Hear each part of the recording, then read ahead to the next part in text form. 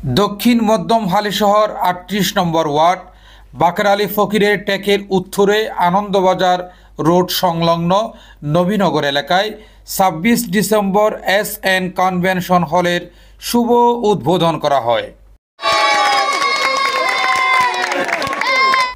উদ্বোধন উপলক্ষে বাদে আসর খতমে কোরআন, খতমে বুখারী এবং বাদে এশা দোয়া মুনাজাত অনুষ্ঠিত হওয়ার পর এলাকার বিভিন্ন গণ্যমান্য ব্যক্তির উপস্থিতিতে প্রীতিভোজের আয়োজন করা হয়।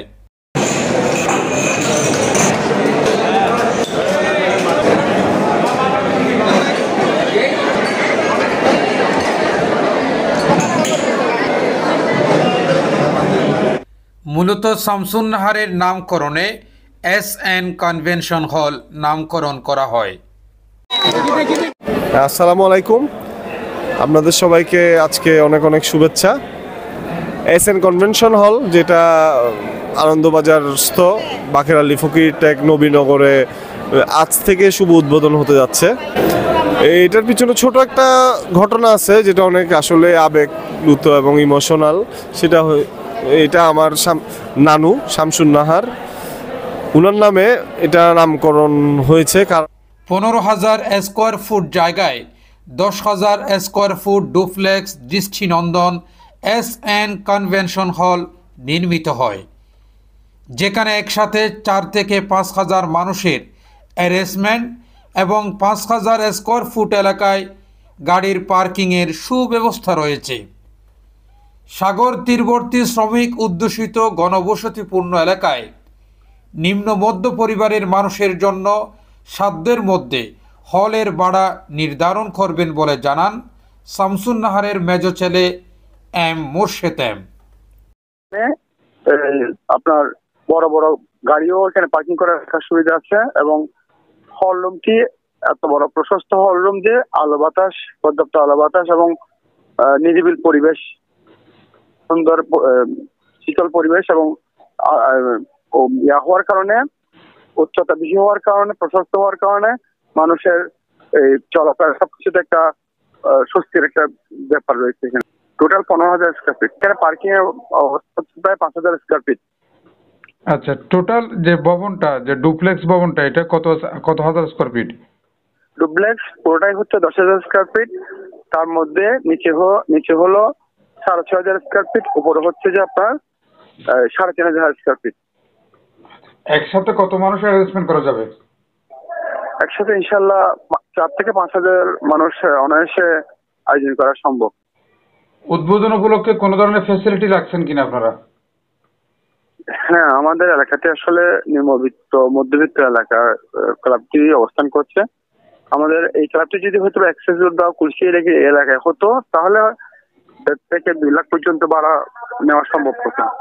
আমরা আসলে এলাকাকে উন্নতি করার জন্য যেহেতু ক্লাবটা করেছি, আমরা মোটামুটি প্রথম পর্যায়ে গ্রাহকদের চাহিদার মধ্যে রেট নির্ধারণ করব, যেন সব গ্রাহক এখানে এসে অনুষ্ঠান করতে পারে। আচ্ছা, মানে এখানে কি কি ধরনের অনুষ্ঠানের আপনারা অনুমতি দেন? আমরা এখানে বিয়ে, গায়ে হলুদ, জন্মদিন, মেজবান, ওয়ালিমা, আকিকা সহ রাজনৈতিক প্রোগ্রাম, সেমিনার এবং বিভিন্ন রকম সামাজিক অনুষ্ঠান করার অনুমতি রয়েছে। আর কোন ফ্যাসিলিটি আপনারা রাখছেন কিনা এখানে?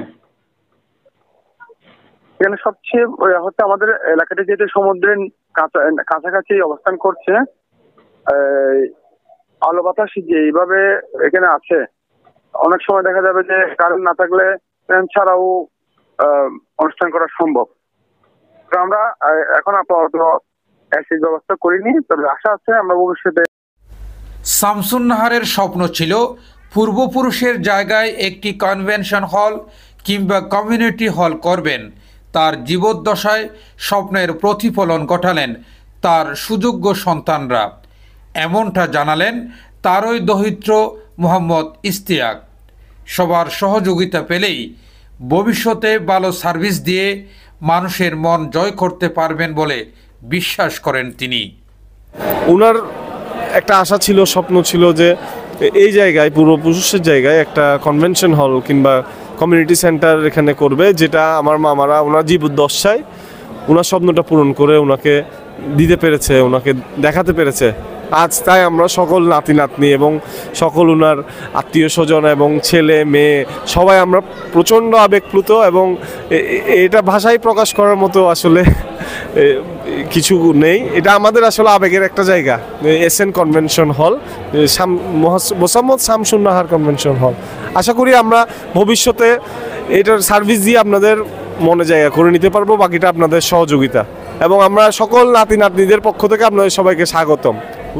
এসএন কনভেনশন হলের পরিচালনায় দায়িত্ব থাকবেন মোসাম্মদ শামসুন্নাহারের সুযোগ্য পুত্র মোহাম্মদ রাশেদ মিয়া, এম মোর্শেদ এম ও Mohammad Obaidullah Ershad. Mohammad Mohiuddin, city news TV 24, Chittagong.